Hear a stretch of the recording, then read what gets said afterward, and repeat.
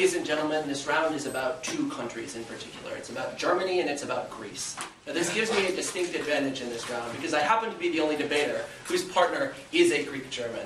Philip Voslakis, everybody. You'll be hearing from him. Hear, hear. But the idea we want to bring to you today is a broadly historical debate. And basically the counterfactual that we want to offer to you is that a Europe in which we'd had all the free trade that came about because of the European Union, in which we'd had the mobile labor markets, in which we had all of these things that led to development over the past 50 years, but had not had a single unified currency that included the vast majority of countries within the European Union, we tell you that that would have been a better Europe, that Europe would be a better place today economically in both the rich and the poor countries. But in particular, we want to focus on the more developing countries, because we think that what has actually happened as a result of the Eurozone is a sort of exploitative system where the rich countries enjoy most of the benefits from this common currency, and the poor countries have to deal with most of the harms. Look to what is happening in Spain and what is happening in Greece right now. Madam Speaker, the first thing we're going to talk about is just very generally, no thank you, what the problem with having a common currency is. And I want to be very clear about this because obviously we're going to have to talk about some fairly complex economics in this round. I want to get things straight right from the start. So here's the problem with having a common currency. When you have a common currency across a large number of countries, individual countries cannot adjust the interest rates within those countries by printing more money or by buying, or by taking money back in. Now, why is this a problem? Well, we think that what you see in Europe is both countries that are at different stages within business cycles, because recognize that although there is more economic interconnectedness in Europe than there used to be, it is still the case that there is a distinct French economy, a distinct German economy, and certainly that both these economies are still distinct from the Slovenian economy. Now, it's the second distinction that's going to be particularly important, Madam Speaker, because we also tell you that many of the countries in Europe are at different periods in terms of economic development. We think that if you look to history, what you see is that countries that are developing economically, countries like China, do better when they keep their interest rates low, when they peg them to a low rate so that they can continue to attract outside investment, so that they can keep their exports low, and they can continue to provide services to the rest of the world at an affordable cost. Without that, it is very difficult for a developing country to develop. So I want to give you an example just generally of how this turns into a problem. Speaker. So in 2001, there was a recession that affected most of the Western world because of some problems within the tech market, right, Madam Speaker? Now, where was this crunch felt most significantly? It was felt in places like New York City and places like London, where there are important financial markets. Because of this recession, the European Central Bank decided that it wanted to lower interest rates to combat the recession.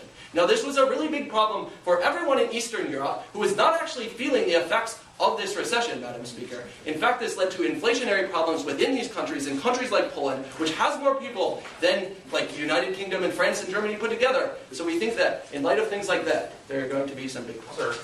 No, thank you. So I've given you some analytic arguments about why, in general, having this sort of policy is a problem. But like I said, I want to have a historic debate. So I want to get into the meat of our analysis, which is about all of the bad things that have actually happened in Europe over the past 20 years because of the existence of this common currency. So first, recognize, Madam Speaker, no thank you, that there are many countries that have not been able to adapt their bond markets, to adapt their financial markets to recessionary cycles. Recognize that all economies work in cycles, and that you need to be able to respond to this as a central government. Now, what has actually happened? Poor countries across Europe have been stuck with a strong currency relative to the currencies in other countries. This means that they have more trouble attracting outside investment, they have more trouble selling exports abroad. And what has this led to? Well, it's led to what we see in Spain and Greece, a sovereign debt crisis, Madam Speaker. Because what actually happens when, as one of these countries, you have a strong currency, you can't use monetary policy to combat recessions. You have to rely on fiscal policy, Madam Speaker. As the central government, you have to spend money to prevent the onset of a recession, because you can't just change the value of your currency and change interest rates to deal with the recession. Now, why is that problematic? Well, sometimes it's just better to use monetary policy than fiscal policy, Madam Speaker. Because after a certain point, if you're relying on fiscal policy, you're also relying on your ability to accumulate debt. What has this led to? It's led to a Greek state that cannot meet its payments, a Spanish state that cannot meet its payments, and dead decades in both of these countries. I'll take back half. What happened in Argentina when they devalued their currency in 2001?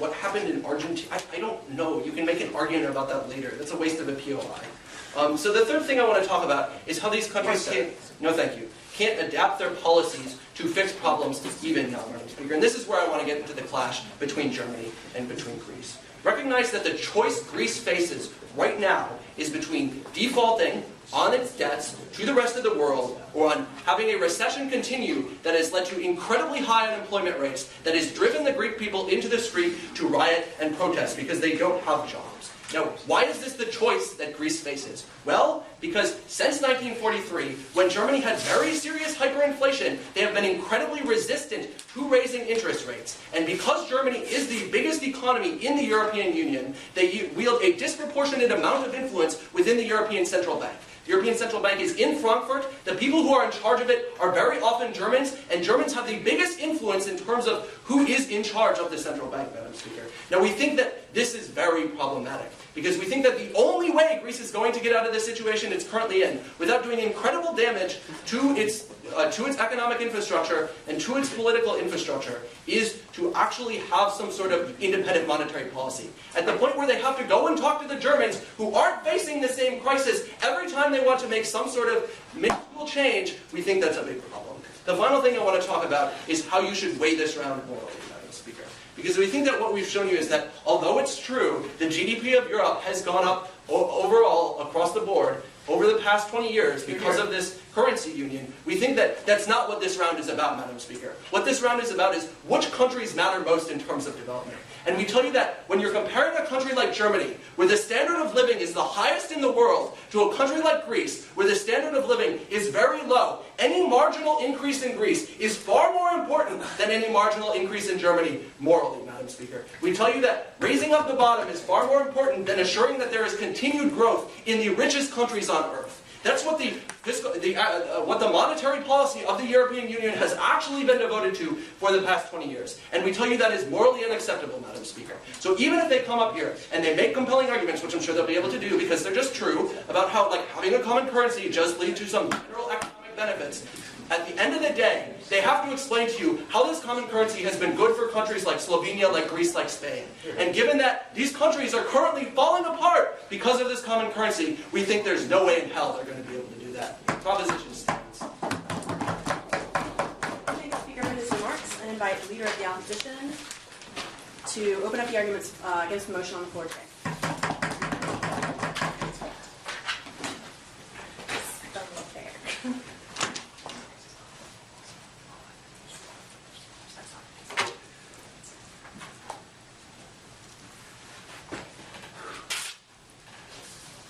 I'm going to start with the knife that's going to happen in the next speaker, where Phil comes up and says, actually, I kind of like Greece. It's not the worst place to live in the world, right? We think it's ridiculous to say you weigh this as Greece being the people that really need help, seeing as they work 35 hours a week, retire at 53, have the beaches and the food. But aside from that, we don't think there's a huge harm to the Greek people coming out of this. We're going to show you why even they are better because of this system, why they want to stay in the Eurozone and don't want to leave, while Germany might be kicking them out. If anything, they've benefited more than Germany has from this system. What are we going to bring to you today? We're going to talk to you about the importance of free trade, particularly in Europe, and why we think integrating Europe has been incredibly beneficial over those past 20 years, as they've already admitted. Then we're going to talk to you about how in the crisis it's been beneficial to have this Eurozone structure, so it's actually made dealing with it better for the entire society. And lastly, we're going to talk briefly about political reform and why we think this integration has been good. But before I do that, some specific rebuttal, right? So they say that they're going to accept all of the free trade, all of the good things that have already happened. We'd say that first of all, on their side, they don't just have to say no to the euro, they also have to say no to the European Central Bank, which is part of the Eurozone. Fine.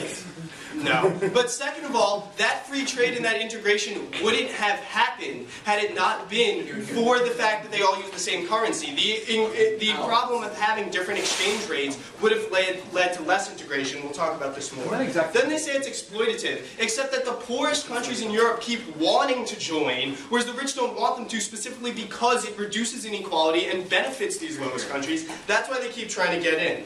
Then they say that different areas can have be in different places in the business cycle. But this is true for any integrated area, right? In the US, the different states have different unemployment, but we still have one central bank because on some level, a cohesive monetary policy benefits all better, even if it's not specifically targeted, right? But second of all, I would say that overall it's been reducing inequality between these countries. So having growth for all of Europe and having Greece be able to borrow credibility on its currency because Germany is also on the same currency allows them to do better overall in the long run. Not this time, right?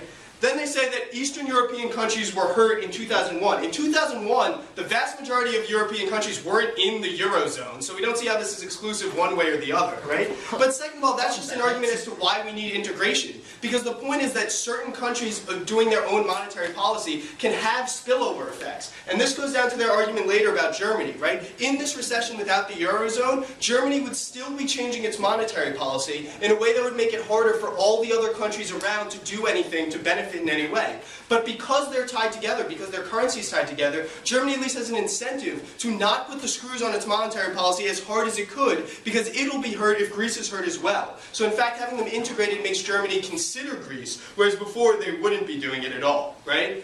And with that, we're going to move on to offensive material, but before that, back half. So, Alex, despite not being in the Eurozone, the UK is the second largest trade partner, apart from Germany, of Eurozone countries. Can you please explain what not having to pay a spot fee transaction on currency exchange actually does for economic integration? Sure, right. So the UK, which used to be the biggest empire in the world, also has a decent economy, right? The point is that not having free trade hurts the integration. When exchange rates go up every single day, it makes it harder for individual businesses to plan where they'll export and where they will move labor. It makes it harder to have the free trade and integration that you agree with, which is why having that one currency is beneficial, right? The importance of free trade, which I already started on thanks to that POI, right? But I'd say it's both in terms of micro and macro reasons. Basically, when we look at Europe, we see a bunch of land that's divided largely for cultural reasons, right? We don't think it was necessarily that the economics of any particular piece of land were so vastly different that they had to be separated, but simply that over hundreds of years they've become separated because of territorial wars and culture, and that's fine. We want to keep all those cultures independent, but the integration of the economies at hand stands to benefit everyone. Why is this? First of all, you have economies of scale. Simply when you can produce more things in one place, the cost of doing each of those decreases in the long term. That leads to better integration and specialization in that each country doesn't need to repeat what the countries of each other are doing. And lastly, this leads to the response I gave to Ben's POI, which is simply that you don't have this exchange rate inefficiency of always having to check how the exchange rate is changing, meaning you can't plan long term for what you want to do in a certain industry across European countries based on that, right? But lastly, it also just leads to warfare, right? That when you have, not like real warfare, but exchange rate warfare, that when you have one country setting an independent monetary policy, it'll try to push it as low as possible to push up costs in all the countries around it in order to benefit just those people. You get rid of those incentives with one group, right? But second of all, at the macro level, you have a coherent monetary policy that takes in everyone into account in one policy that isn't changing across the states. That leads to benefits. What's the proof? Well, the first proof is they already admitted it led to 20 years of more growth, right? We don't think this is really being hard. But second of all, just look at since the euro was introduced, it was supposed to trade at $1 to a euro, right? It was supposed to trade to about what the US currency does. And it instantly shot up to 130 for a euro because people were demanding the euro, because the demand coming out of Europe came much more strongly than it had beforehand. The empirical proof is that the euro, just the euro itself, has grown the European economy. Second of all, let's deal with the crisis, right? Why we think it's been better. So they want to talk that like these exchange rates possibly could have been worse. But having all these people together did three things actually. First, it gave all of the countries an incentive to care about the other countries, right? It gives Germany a reason to care about Greece and Spain and to take an action about it. Second of all, it spread the risk out. Yes, there were bad things that happened in this crisis, but having this Eurozone integrated spread the risk among all of the countries so that it wasn't as bad as Greece is going to default tomorrow, but all of Europe may be able to save it. And lastly, it gave them particular tools that would not have been able to combat the recession had they not had the euro and the European Central Bank. What are these tools? It's the European Stability Fund that was run by the European Central Bank to make sure that these countries didn't default. It's the premise of offering Eurobonds and having the possibility of doing it. It's having the European Central Bank buy toxic debt from Greece and Spain. We will very strongly argue that Greece would have defaulted had it not been for the European Central Bank and the Eurobonds and the Stability Fund and being able to negotiate bailouts that would have let it continue to grow. So if your measure is Greece, Greece would be in default right now had it not been for the policy options that saved it, right? We think that that integration is very important. And lastly, Ryan will touch on this more, but simply in political reform, it's just false that these countries are being exploited. The poorest countries in the European Union want to join the Eurozone, and that it's that desire to join the Eurozone that's led them to have real political reforms. It's what led Latvia to change its policies to allow Russians to actually run for office. It's what led Turkey to admit the Armenian genocide. That wanting to be part of the Eurozone and the benefits in it has led to real political reform in these countries. For all of those reasons, it's done much more good than harm. Thanks, Alex. Now we invite the Deputy Prime Minister to continue arguments in favor of the motion on the floor.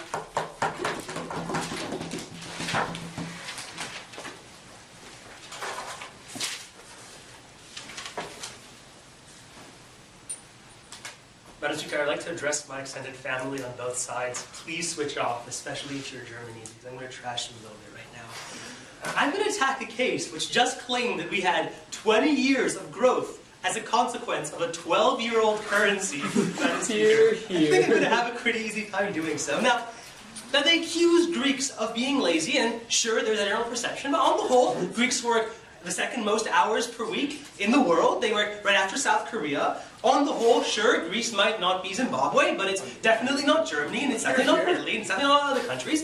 And funnily enough, Greece, like Poland, and like a lot of other countries in the Eurozone that don't happen to be rich already, do need some kind of stimulus. They need to be able to have the capacity to respond to their unique business cycles. In those particular situations, having a ECB, someone who runs the ECB, who's largely appointed by someone, by the major Western European countries, it's really bad for those countries, for the smaller countries on the periphery. And as a consequence, when we account for this morally, we recognize that the Eurozone hasn't been a good thing for the majority of people involved. Now, what claims did we get coming from the constructive out of opposition?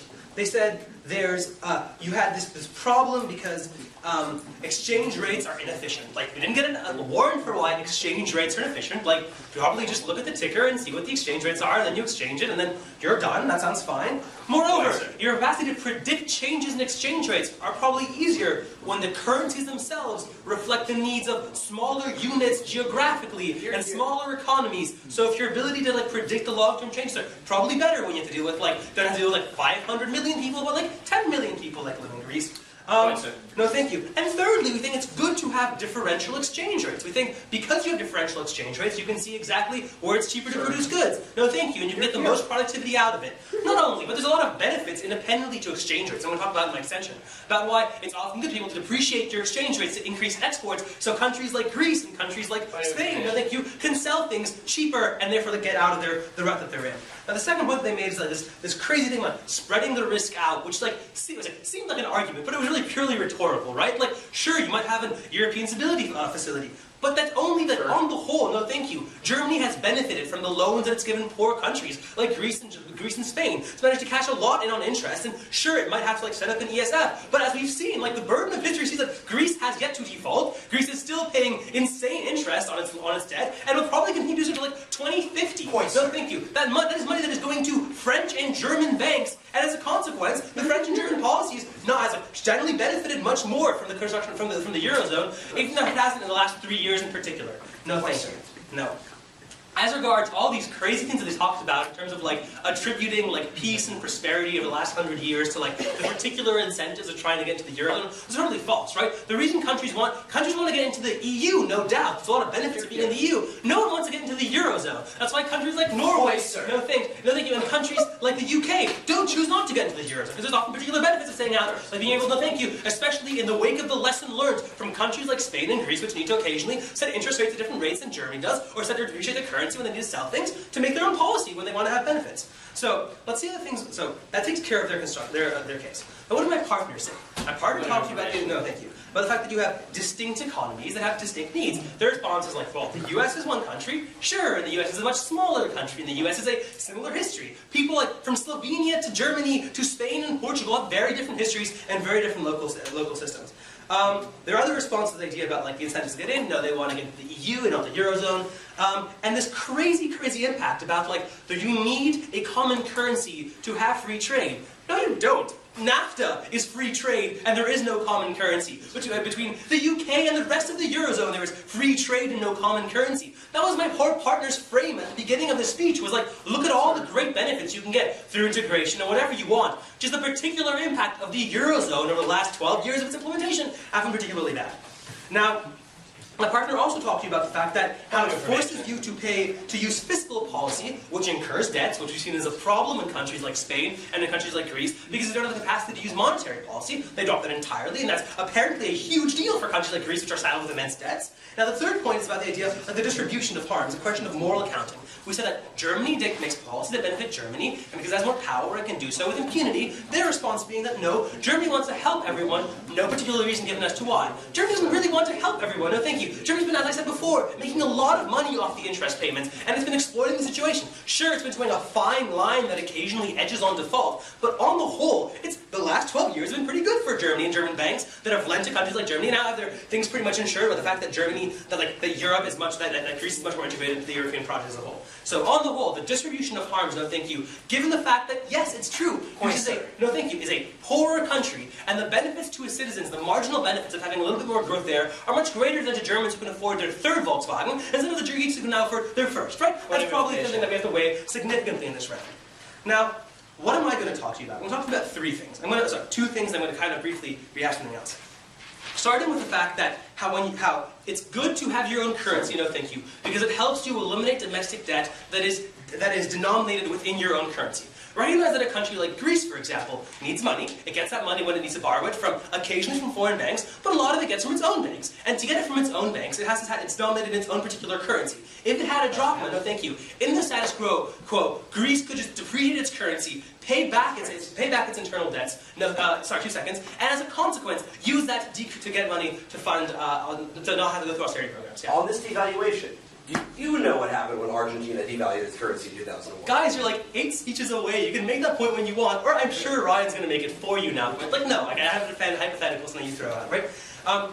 Okay, so that being said, it's really important that countries have the capacity to use the money to be able to incur debts. As we've seen in Greece, it's not austerity isn't working for people in Greece. We've tried to do austerity for the last 2.5 years, and what you really need is some kind of injection, some kind of fiscal policy, which is really hard to get when you already have huge debts as a consequence of not being able to have like a surplus in your exports or anywhere else, because you don't have control of your own monetary policy, of your own exchange rate. But you also don't have control of your monetary policy, so you can't stimulate growth more generally by increasing the amount of currency in the economy, because you just don't have that, because the ECB makes those decisions now, probably in the interest of Germany. So as a consequence, you have those problems in terms of domestic debt. But the other problem is a question of transition costs and the menu costs. When you had the transition between the euro and between local currencies in 2001, a lot of retailers took advantage of that to jack up prices because it wasn't exactly clear what the conversion rate was, and it wasn't exactly clear what the consequences would be for people. That had direct consequences for people who were making regular purchases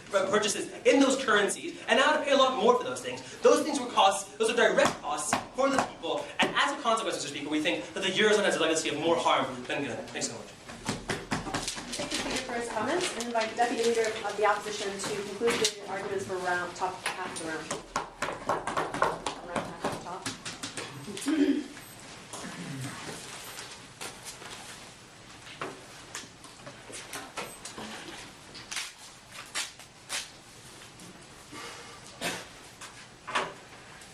I have this sheet here for a reason, Madam Speaker, because this sheet tells me that countries like Bulgaria, the Czech Republic, Denmark, Estonia, Hungary, Latvia, Lithuania, Poland, Romania, Sweden are all on track to joining the Eurozone. They're not in the Eurozone yet, but they signed on to something called the European Exchange Rate Mechanism, which is where you have to go through before you actually join the Eurozone. Madam Speaker, I'm going to start my speech today with giving you 3 facts. First of all, the first one I already gave you. Lots of countries want to join the Eurozone, and a lot of them are developing economies. Clashes directly with what Phil just told you, that developing countries are avoiding the Eurozone like the plague. Secondly, Madam Speaker, trade in Europe has grown significantly since the introduction of the Eurozone. That is absolutely undisputable. What could be disputable, however, is whether we need the Eurozone in order to stimulate that kind of trade. I'm going to convince you that the Eurozone is directly responsible for the kind of trade that we're talking about. Sir? I'm going to do two things for you today, madam. First of all, I'm going to explain to you how the Eurozone has reduced inequality in Europe, both in the short term and in the long term. And secondly, I'm going to pounce on this idea of the political integration again that Alex left at the end of his speech. But before that, 7 points of rebuttal against what Phil just brought to us. The first thing that he said is the exchange rate doesn't really matter, right? Like countries have different exchange rates, and that's actually kind of good for the economy. Absolutely false for 3 different reasons. First of all, very intuitively, businesses are afraid to invest in countries that do not have their own currency because currencies are volatile. When you don't have the same currency, businesses are afraid to trade, they're afraid to buy products from other countries. More importantly, they're afraid to lock into long-term contracts because they know that the exchange rate could change within the next year, within 2 years. They're unable to commit. But more importantly, Madam Speaker, the second thing that Phil brought to us is, look at NAFTA, right? NAFTA works great. Here's an empirical point, Madam Speaker. The US trades more with Canada than with Mexico. Why? Because the difference between the US dollar and the Canadian dollar is a lot less. The $2, the volatility between the currency between these two countries is a lot less than the Mexican peso. Which is why trade between US, Canada, and Mexico has not nearly grown as large since the introduction of NAFTA. Currency matters. This side of the House may deny that it does, but it definitely does, and it does in a lot of intuitive ways. Then the second thing that Bill brought to us is lots of really poor countries are getting really screwed over in this process since the introduction of the Eurozone. We have 2 responses to this.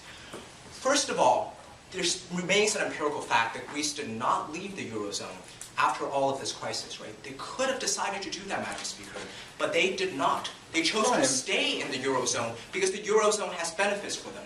Phil completely left unclashed all of the evidence that Alex gave you, that as a result of the financial crisis, that Greece is receiving support from Germany, the fact that its currency and all of its sovereign debt, Madam Speaker, is being backed up by all the countries in Europe, as opposed to only through Greek investors.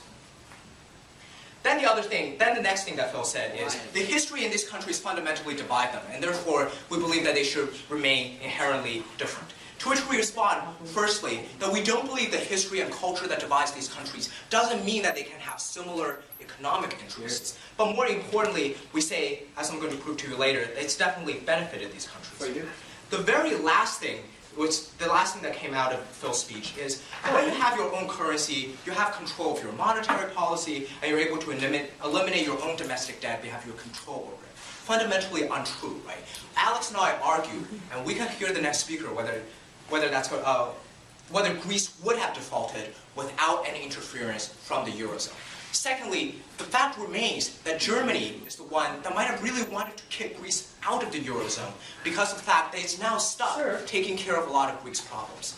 But more importantly, on a third level, we recognize it's probably good for countries like Greece to have multiple economists from different countries, to have different decision makers that are helping them through this recession. 2 points. Go ahead, Sam.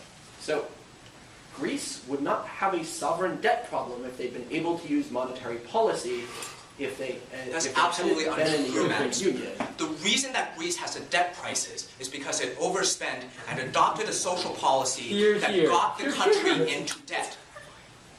Maybe Andrew will come up and tell you that the reason that Greece got itself into debt is because it's a part of the European,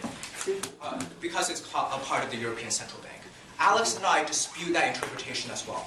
We argue that we think that this is actually better for Greece, because what we have now is other countries are supervising Greek spending, that Greece can not only screw itself over without causing horrendous harms on other countries. What does this mean? This means that there's political pressure now from Germany, from France, to make sure that Greece spends within its means, making sure that Greece makes good fiscal policy, because that affects its exchange rate. 2 points. First of all, we argue that this has reduced inequality across Europe. First of all, this has reduced inequality in a lot of countries that aren't even in the Eurozone that are planning to join the Eurozone. Look at a lot of Eastern On that. European countries that after the fall of communism are struggling economically. Alex and I argue that when you look to those countries, you see that they in fact are receiving more investment from larger European countries, that they're receiving, even under the status quo, more trade. Why? Because they are trading with them under the expectation that they will join the Eurozone, under the expectation that it will eventually become easier to trade with these countries. But secondly, it improves countries that have already joined the Eurozone, like Greece, as Alex told you. The fact that they can now borrow and have debt on the credibility of European countries. Right? The fact that they can fund their investment and the growth of their new projects. But very lastly, we say that this might just be good in the fact that it reduces the kind of political tensions between these countries. Not even the fact that Turkey has improved its human rights record in order to join the European Union and eventually to join the Eurozone. We don't think these countries would have similar interests to join the European Union if they didn't join the Eurozone. And very lastly, Madam Speaker, because I know Austin's going to come and talk to you about Argentina. When Argentina devalued its currency quite a few years ago, investors decided to pull out of that country, and it bankrupted that economy, and it was horrible for Argentinians, and it's tanked their economy. The fact remains that it helps to have multiple countries to share the risk. It helps to have a currency that doesn't devalue at the first sight of an economic crisis. When the economic crisis first appeared in Greece, it was able to receive support from all these countries, and it had a stable exchange rate to continue trading with other countries. That wouldn't happen if Greece didn't join the Eurozone. So, I thank the Speaker for his remarks and invite the member of the government to open up the arguments for the second half of our debate today.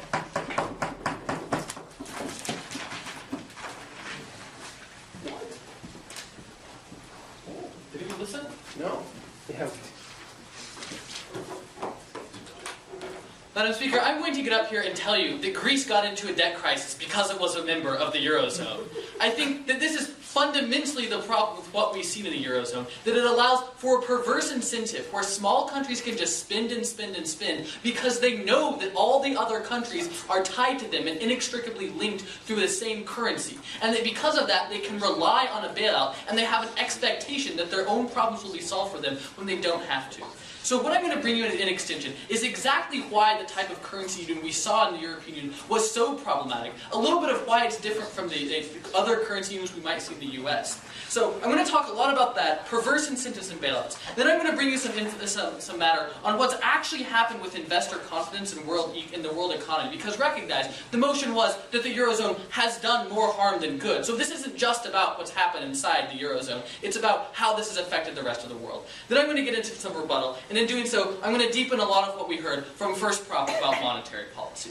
So, the first point of new material I have for you is about how this is terrible for perverse incentives. So, what actually happens? Countries like Greece, like Portugal and Ireland, know that because they have independent fiscal policy from every other country in the Eurozone, that they can just decide how much money they want to spend on things, that there are no repercussions when they do so, because ultimately they aren't the ones that control their own monetary policy, that the European Central Bank is the one that does this. But what this means is that Greece can simply vote to increase social spending by huge amounts, and when this happens, it doesn't have the tool of monetary policy to be able to compensate for the economic harms that happen. So it means that it effectively forces countries like Germany and France to bear the cost of this bailout. Because what happens is when Greece's economy is suffering, the economy of every single other country on the euro also suffers. So this type of disproportionate harm, we say, is unfair for countries like Greece and France, or like Germany and France, to have to suffer. Because of the fiscal irresponsibility of these other countries,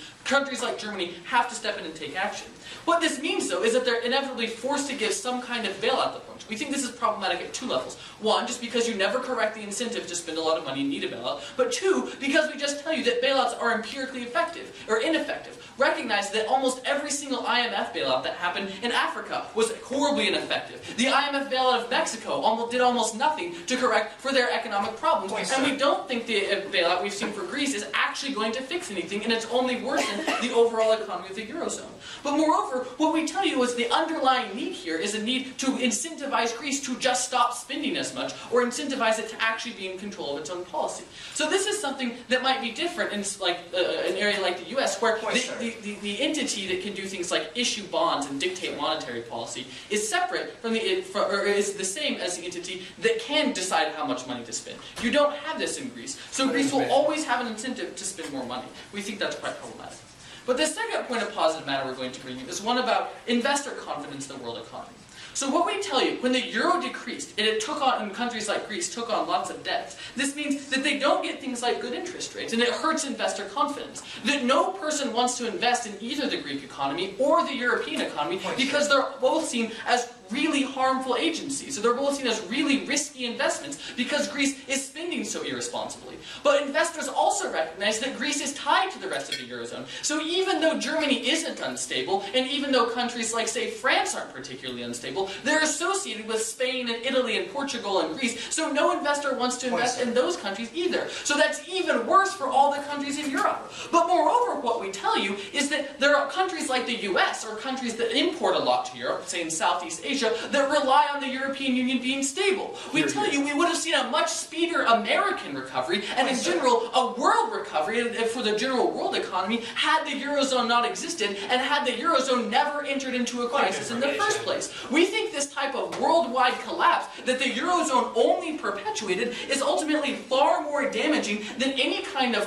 benefit that we've actually seen from their side of the house. We also tell you that there are many countries that simply want to join the Eurozone because it becomes easier to borrow. But this is actually worse for investor confidence, and the way they predict the future, this makes investors more skittish about investing money in the euro now because they never know what any state is going to do, because there's no way to hold them accountable. There's no way for them to actually tie themselves to a specific monetary policy. That said, I have several points of rebuttal.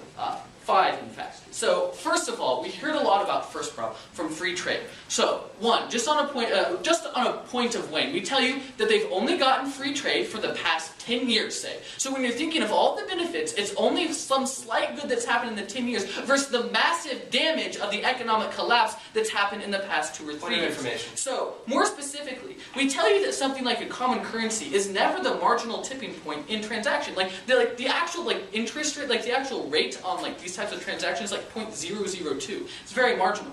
But moreover, as our second point is responsive free trade, we tell you it's far harder to actually engage in a lot of trade when your whole economy is collapsing. But we also just tell you, you've seen a lot of trade with countries like the UK, despite the fact that the UK isn't on the euro and they're one of their main trading partners. And I'll take you in just a second. But we also tell you that even if exchange rates are different, there are financial mechanisms that allow you to hedge against risk and make it so that you can make sure that even if you have different exchange rates, you still have stable trade rates. Sure. A sovereign debt crisis happens when you can't pay back the bonds you sold to investors. How did that ever happen if investors were not investing in Europe over the 12 years that experienced massive growth? So, yes, that happens, but we tell you that these investors falsely did so because they had a false sense of security. They should never have invested in Greece because Greece's economy was shaky. It was the fact that Germany was stable was encouraging to do so, but Greece as a whole was quite unshaky.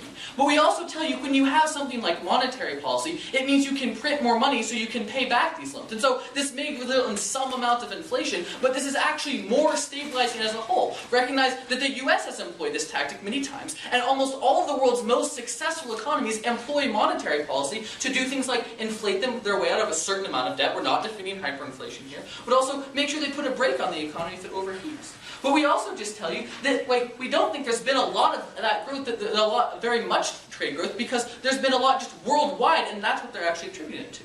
Then we hear that there are problems with exchange rates, but we actually think when you have a stronger currency like the Eurozone, that's bad, because now countries like Greece and Portugal can't export anything. It's far harder for them to do so compared to a country like Germany, and that's bad for their economic growth.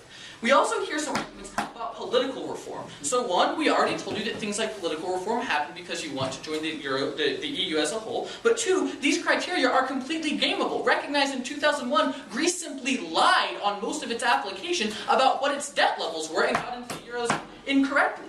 We finally just tell you that there's a huge collective action problem here because each individual economy might be better off when it can control its own monetary policy and is independent, but this doesn't exist for the whole. Proud to propose. Thank you for a lengthy lengthy remarks and invite the member of the opposition to continue the arguments for the opposition today.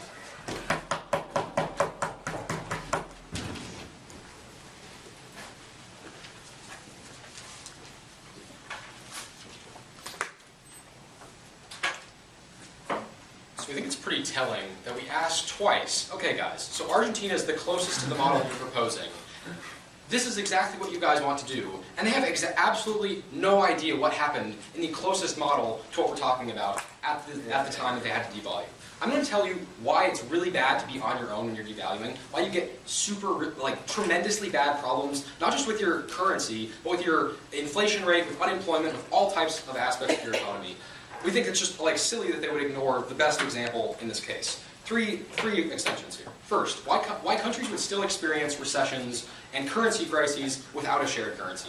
Second, why it's better to have a common currency in a crisis. This is going to be a comparative, something that we haven't gotten so far. Third, why it's good to have a currency alternative to the dollar. We think that oftentimes, the US economists want to propose, let's only have the dollar be a powerful currency, because it's really good for US companies to have the dollar as the only global currency. By having an alternative, we think we eliminate the monopoly power that US banks and other companies have.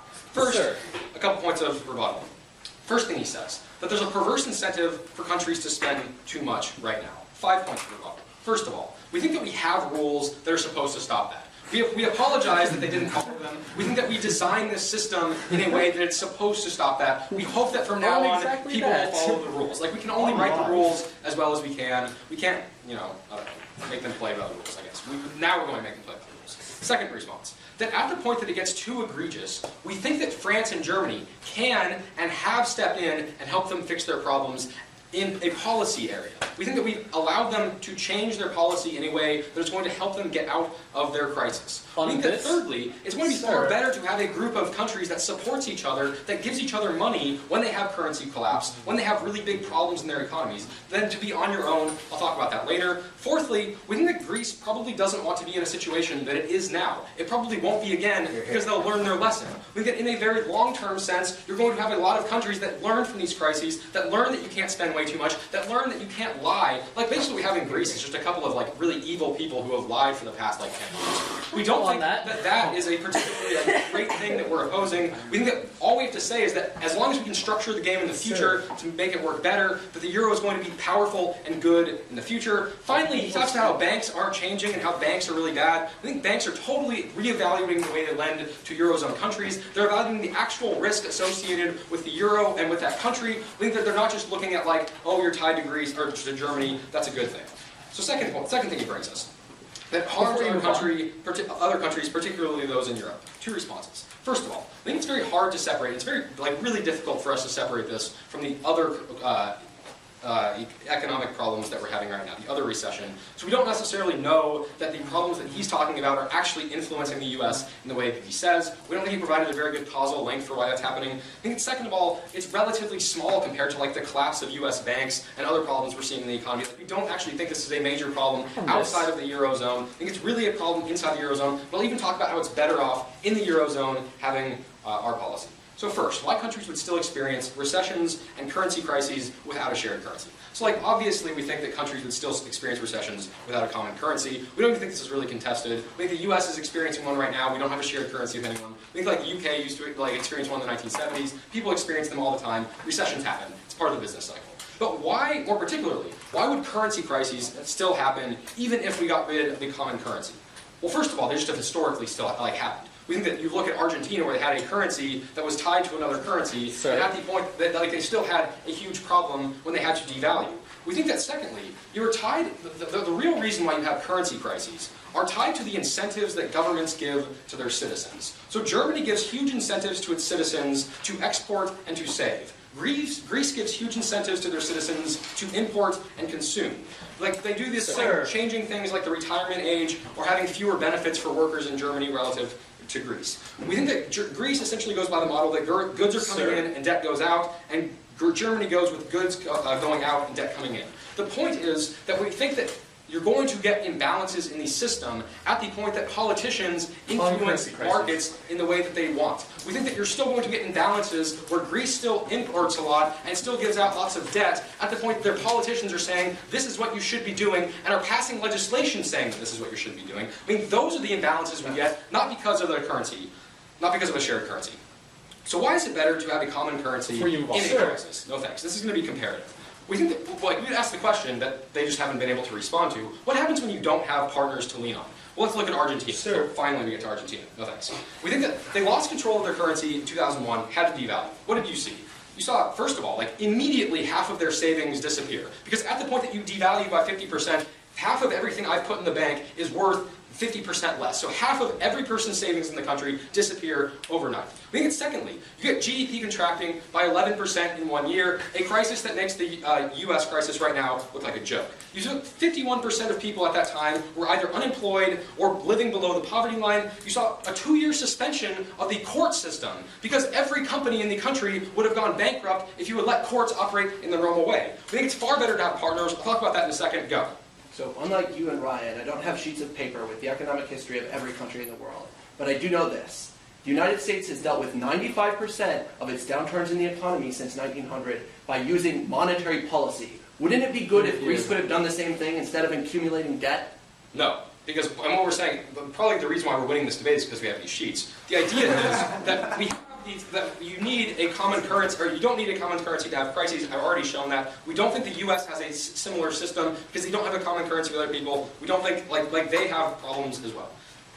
So, what do we think, why do we think countries are going to be better off at the point that they have a, that they have a shared currency? First of all, we think that an optimal currency area theory would indicate that it's better to have savings distributed among countries. We think that at the point that I have a bunch of savings in a currency that I can use in lots of countries. So I have a currency that I have my savings in a currency that I can use in Greece or in Germany or anywhere else. I can then use that currency to buy goods if my country is going into a recession. I can buy goods from other locations. We think that secondly, Germany has a huge incentive to help Greece, or else its currency will collapse. And finally, Germany and Greece both have an incentive to fix structural imbalances that cause problems. This is what I was talking about before. Finally, we think that it's good to have an alternative to the dollar. We think that oftentimes, and this is what Putin talks about when he says that the U.S. just monopolizes his dollar to like spread its evil ways. I don't know. We think that people tend to monopolize the dollar and that then they are able to charge higher interest rates to everyone else on Earth. We think having competition lowers interest rates for everyone else. We think that's good to have competition, not just goods, but in currencies. For all those reasons, we oppose. Thank you, Speaker, for his remarks. And by the government, let's conclude the arguments for the government today.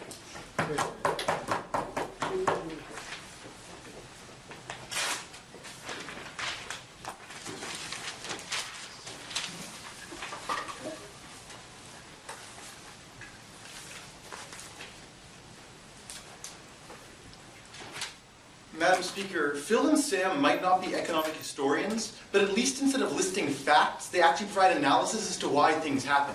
What we just heard are a list of things that happened in Argentina, with no explanation of why whatsoever these things happened. That's not a debate argument, that's a Wikipedia article, and I think shouldn't give the closing opposition any ground whatsoever in today's debate. So I'm going to do three things. First thing, I'm just going to deal with every single thing they bring to you in extension. Then I'm going to deal with what I think is the very weak offense we hear out of opening government. And then I'm going to explain to you, opening opposition. And then I'm going to explain to you why what Andrew tells you wins today's debate, because guess what? Greece would not have gotten into this debt. This crisis would not exist if it were not the case that Greece had perverse incentives to spend money it didn't have because it knew Germany was the one who would have to bear the cost. So first, the extensions we hear.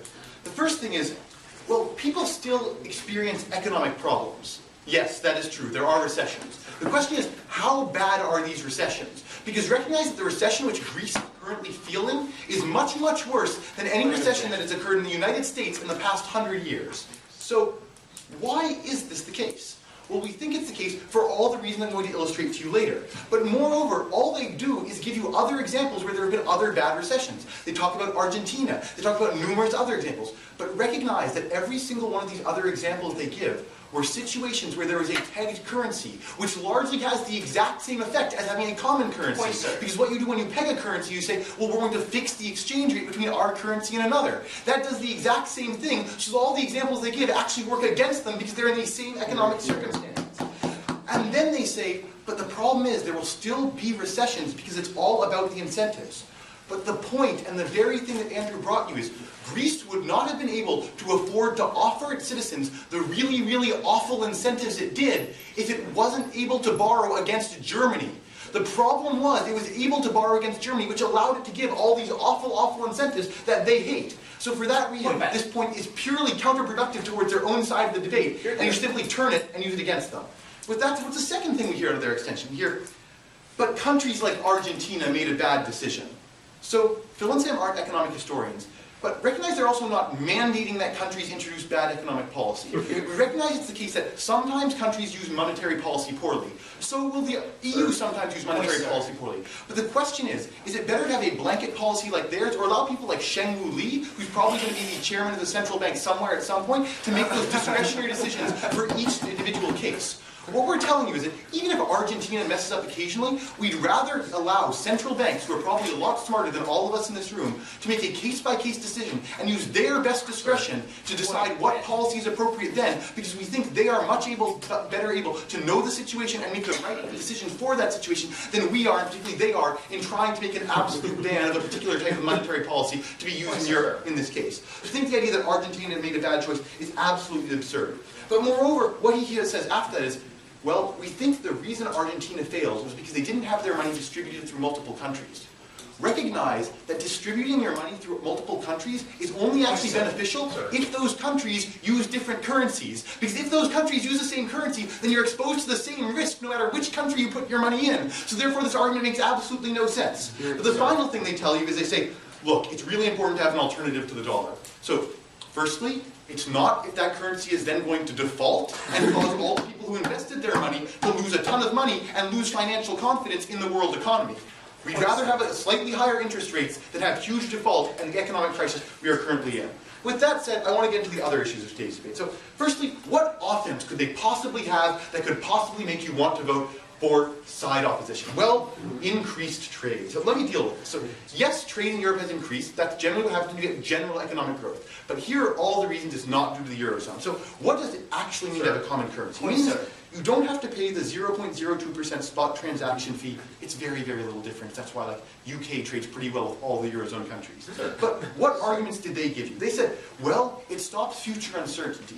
Well, firstly, there are these things called currency futures and currency hedges that you can use to get rid of all uncertainty in the status quo. There's a reason why even countries with different currencies do trade quite productively in the status quo. But moreover, we say companies deal with all sorts of uncertainty all the time. Companies deal with price uncertainty. They don't know how much goods are going to cost. We say this is no different fundamentally to any of those other uncertainties which they deal with very well. But then they say, but it makes sure that countries get bailout funds. But we told you there wouldn't need to be this bailout in the first place. And it's a pretty harmful bailout and doesn't seem to be working if there wasn't the case that Greece was in the EU in the first Eurozone in the first place. I'll take front half. Okay. Your first half told us that the Eurozone is where like big countries were exploiting poor countries. And you just told us it's where poor countries make off with money from big countries. Which one is it? So during the boom times, big countries benefit because they control the monetary policy and use it in their favor. However, during times which are recessions, what happens is poor countries are able to borrow way too much and therefore put themselves in this huge amount of debt. What we're telling you is depending upon the exact part of the economic cycle, different countries get screwed. But overall, we think it'd be better if no one got screwed at any point in the economic cycle. The last thing they say is this makes countries care about each other. Well, firstly, they still would because they trade with each other. Secondly, empirically, there has been no currency trade wars between countries in the EU that don't share the same currency. And finally, they say, well, empirically, it must be good because people want to join.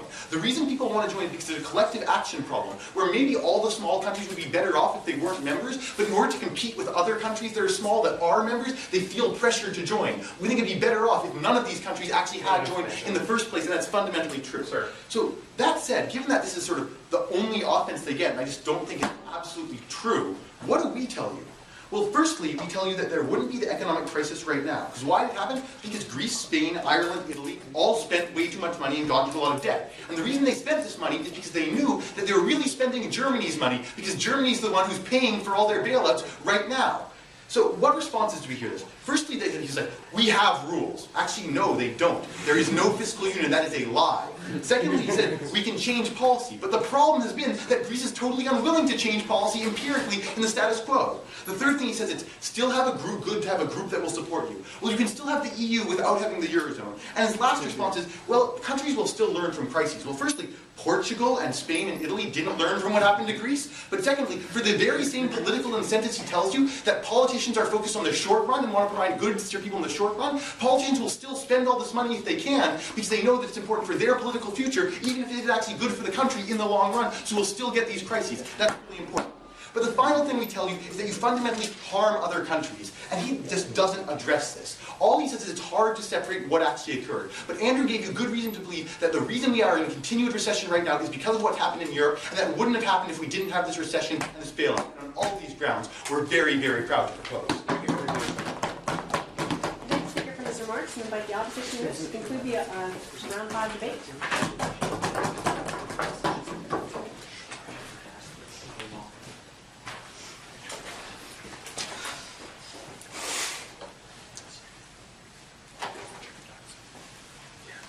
I think it's interesting, Madam Speaker, that after the previous speaker comes up here and says that we don't have an extension, just examples, he spends 4 minutes responding to our extension. I think it's pretty evident in this case. We should probably look to the most salient and recent examples of where the kind of policies that they advocate happen, what actually happened to those countries, and why we probably should not do that again when evaluating whether or not this is a good policy for the European Union and European countries to pursue. First of all, I want to point out there are multiple contradictions that just through this case. They have not been resolved. Right? First half tells you that they can't have both ways on a lot of things. First half tells you that, that the rich countries are ripping off the poor countries. Second half tells you the poor countries are exploiting the rich countries with loans and perverse incentives.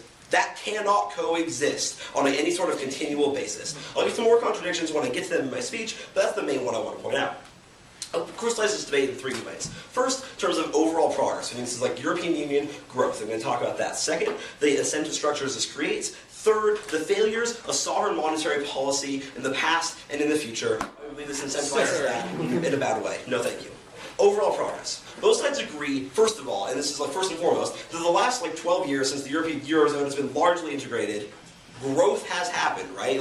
As a one thing to start weighing for opposition is a substantial growth in the European Union since the Eurozone has existed. No, thank you. We think first government tells you this hurts developing countries because they can only use their fiscal policy to get out of debt crises and all that. We tell you this is silly for a lot of reasons. The development has been super fast in these countries because of the integration. They counteract any sort of spending that they have to do to sort of keep up. No, thank you. But see, no one forces these countries to spend in such an extravagant way and creates social policies, not fiscal policies, but social policies that put them in the conditions that they have to have such indebtedness. No, thank you. And we further tell you, this is my partner's analysis, that those same incentive structures exist in the European Union, whether or not you have the common currency, which means that their policy does not solve that at all. That if they want, says the other double-bind, if they want to keep having the sustained growth in the European Union, they can't also have the idea that suddenly Greece is not going to be a large importer and spending lots of money in a big consumer society. If they want that policy that socialized to change, then the growth slows down. No, thank you. That you can't. Crises happen and happen worse without the euro. We think the imbalances that my partner talked about, the imbalances that some countries that are created in the European Union are not the fault of the euro. Rather, the euro allows them to be corrected internally through a common monetary policy. You allow for the corrective mechanism that combats the imbalances that existed in the past and are going to continue to exist. It's those imbalances, however, that let the growth happen in the first place. That's how you get good growth. That's not how you get that's the good, right? That's not bad. No, thank you, right? We think that you can't, the euro can't, the euro does not cause the spending. It allows us to counteract the imbalances that always are going to exist. No, thank you. The other thing that is on this argument that our partner brought you is that we need a large competing currency with the United States dollar for it to not have a global monopoly on fiscal markets. We think that's very clear for our side as a competing benefit to this, that the only market strong enough to sustain kinds of crisis as the European Union has done pretty well is to have a competing currency in that regard. That's an impact for our side. No, thank you. To the incentive structure, we think this is going to be critical in this debate. First government tells you that Germany is like ripping off countries, and second, then we're going to say that that's first of all, we have a lot of responses to this. My partner Brian, it's first of all just like not true. There is like lots of sustainable growth in Eastern Europe and in developing European countries, namely because, like as evidenced by those countries still being substantially better off than developing countries in non-integrated currency zones. No, thank you. Secondly, we're going to tell you that there's a massive incentive for Germany and rich countries to keep those countries solvent. If it's true that Germany is making money off them, perhaps that means that because they are in the same currency zone, Germany doesn't allow those states to collapse and everybody in those states to get screwed because they need them as trading partners so that the euro does not collapse. That's why the incentives have them staying together. This is still this in the co-ops, all of first government's impacts about like the moral benefits of helping these smaller countries. We think at the point where you don't allow those states to collapse because you have an incentive structure that makes the larger and better developed economies, no, the larger and better developed economies keep them afloat. That's better for those countries because the people in them then do not have to like suffer and go through the sorts of crippling recessions that would happen otherwise. No, thank you. We think that the only other argument we hear here is from second government of the perverse incentive structures. My partner, once again, they can't have it both ways, right? They can't get the benefit of the small countries can't like get the benefit of this and Europe off at the same time. Front half. Sir, please explain. Where is the contradiction in claiming that Greek governments made decisions that benefited them in the short run, but were good for German banks in the long run? Here. Okay, well, they were good for. Okay. You've just laid out to me a policy that's like good for two countries and asked me why that's like a bad thing. That's not an argument for your side. You phrased that incorrectly or something, because that's not an argument for you. Back to where I was, the perverse incentives. My partner gave you like 5 responses to this, no thank you. Then we still have, there's still like, okay. If the perverse incentives existed, and they existed in the way they talk about, Greece would want to be in the position that it is in now, because it is apparently wanting to get like loans and bailouts from Greece, or from Germany. I don't think anyone in Greece would tell you that they want to be in that position where it sucks to live there and there are riots, right? That's not a perverse like incentive for them to be there. Thank you. You think they could actually end up fixing the policies, the social policies that are bad there, because the bailouts are oftentimes conditioned and allows us sort of like stopping sovereignty away from the countries that are making bad decisions. No, we think I've also told you that it won't happen again, because in the future now we have the groundwork, because we know how the Eurozone works and can adapt to crises, that allows us to put into place rules that do not allow the collapses to happen in the future. No thank you. The incentive structures fall on our side. Right. The failures of sovereign monetary policy, this is big in our extension. All of government lines is claiming that when they're independent, countries can use their monetary policy to do something. They aren't really clear on exactly what this is. But we tell you what this is that countries devalue their currency to try to get out of debt and to try to become resolvent. We tell you that that is horrible. That's really bad for these countries, as evidenced by the times that have happened recently. Russia in the 90s, Argentina in 2001. If they want to attack Argentina for being pegged to a currency, we tell you that happened to Russia when it was the floating currency on its own. But the same thing happens. Many times, there's lots of bad things to this. All people's savings in that country immediately were cut by 50%. Every person is now half as wealthy, right? All of your life savings gone. Moral impact to our side right there. We think the GDP collapse has a permanent or long-term stunted growth to the countries. That's what happens when you allow countries to do their own monetary policy, right? We think that the idea that the courts collapsed here was probably a bad decision by Argentina, but speaks to the fact that there's a spillover effect to the institutions of the government that can no longer that are no longer viable to the point where they devalue the currency in that way. We think you can't. Okay, to summarize this debate. Progress happens on our side. They have like 4 internal contradictions on their side. The examples fall on our side. Progress falls on our side. The failures of the sovereign monetary policy are evidence. We oppose. Thank the speakers for all their remarks. Go ahead and cross the floor, shake hands, and then go outside.